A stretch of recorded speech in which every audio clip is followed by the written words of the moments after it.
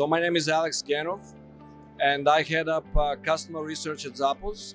And my role there is to help the organization understand their customers as people on a deeper psychological level. So there's many ways of understanding customers. I bring my experience from psychology and social psychology, psychological research. And I believe that the best way to understand customers is to combine both qualitative and quantitative methods. So you can talk to people one-on-one. You need to observe people in their natural environment. And you take those insights from qualitative, and sometimes you need to quantify those. So you may be doing surveys and so on. I'm a big fan of new technology that lets people express their emotion and captures their emotions without them having to tell you something. So measuring emotions, I think, is very important nowadays, and it's not an easy thing to define emotion or to measure it. So that's, I think, one of those future trends that's going to happen. When retailers talk about personalization nowadays, and also technology providers, I think what they mean is best recommendations, is best guess recommendations.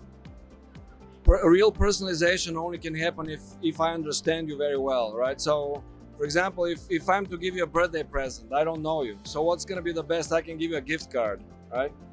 But if I know you really well, like maybe your significant other or your friends know you, they'll give you something that may not be very expensive, but that you will really enjoy, right? You mentioned something months ago or years ago and they remembered, and then they give that to you. So personalization, I think, is based on understanding customers.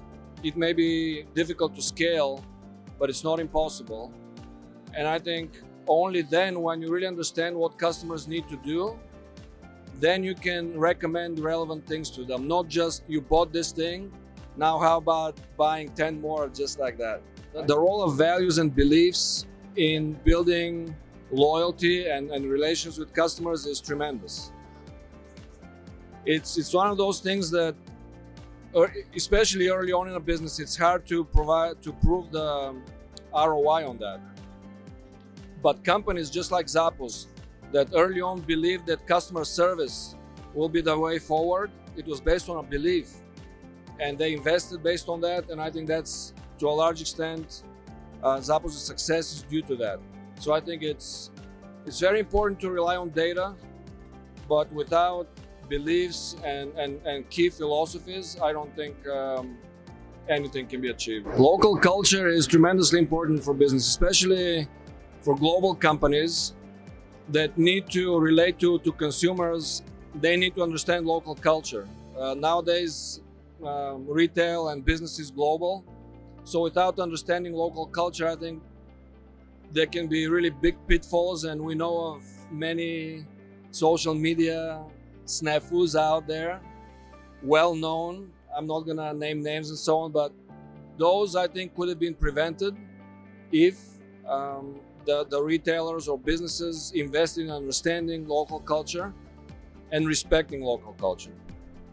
Oh, the best way of improving customer loyalty and building customer loyalty is to first understand your customers, then really to care about them, and to be, nowadays, is to be trustworthy and to be generous even, right? Because that's what people remember. It's when you are honest with them. There's no small print, there's no gimmicks, there's no pre-checked check boxes, right, that try to trick customers into buying more.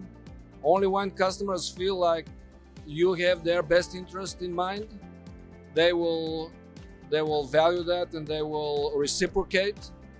They will return this favor in a way with loyalty. What are some of the innovations that are on the horizon that will improve personalization? I would say the innovations have to happen first and foremost on the research front of how we understand our customers better, and then how we interact with our customers, especially online.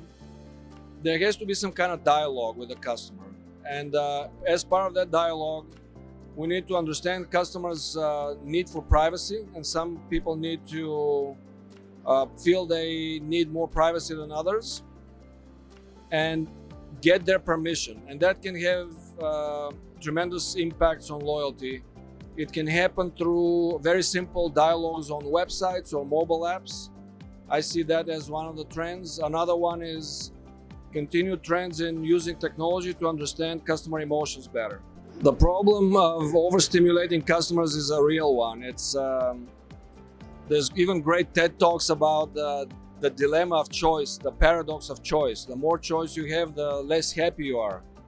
And I see that even with our boys. We have school-age boys that there's so much choice that they're not happy, they cannot pick. So one way to improve that is through personalization and curation. And so you see the theme here, that's the more we understand our customers, then we can be offering them things that they like. And I'll tell you what the nirvana would be, the samadhi of that would be, which is we offer you something and you say, wow, you know me better than I know myself. That's amazing. How did you know? I didn't know that I would like that. But that I think is possible through that. This is the holy grail, isn't it? Models that mix data science and empathy and AI, all of that. It's hard to think off the top of my head. I would bring up previous work experience. I worked for TurboTax, for example, and it's software that really uses a dialogue system for questions and answers through a very simple interface. And where the empathy plays is, again, based on a lot of customer research, is understanding what questions customers can answer and what they cannot answer. And then the AI is on the back end side is to aggregate all this big data and to use it in a smart way. I think the future is still to be determined on that one.